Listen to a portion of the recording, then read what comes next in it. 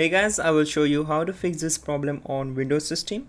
So in the first step we need to open command prompt. So just go to search bar, type here cmd, right click on it and select run as administrator, select as.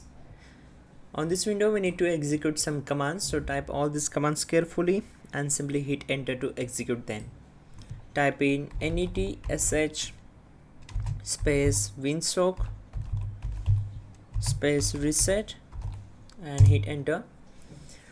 After that type in netsh winsock reset space catalog and hit enter. Then type netsh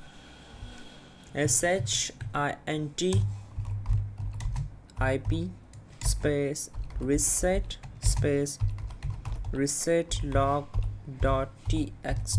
and hit enter. Once done, type in ipconfig space /flush dns and hit enter. Once done, we need to simply type exit and right click on the start icon and click on settings. So here you can directly click on system. So once we are here, we need to just click on these three lines and click on system, and then go to troubleshoot, click on other troubleshooters, and you will get the internet internet and network and internet option here. So we have to click on run. So this will try to fix the issue, and once done, close this window. Simply again right click on the device manager, click on, we need to expand the network adapter.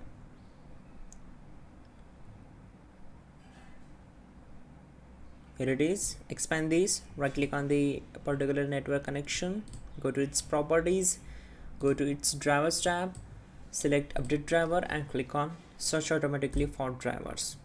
If this not work, then you can choose the second option, click here and select the model, click on next, and the Windows has successfully updated the drivers. Once done, close all windows one by one and simply restart the system and your problem will be solved. You can also check out our description link to fix this issue quickly and effectively. That will be a better way to fix this issue instantly.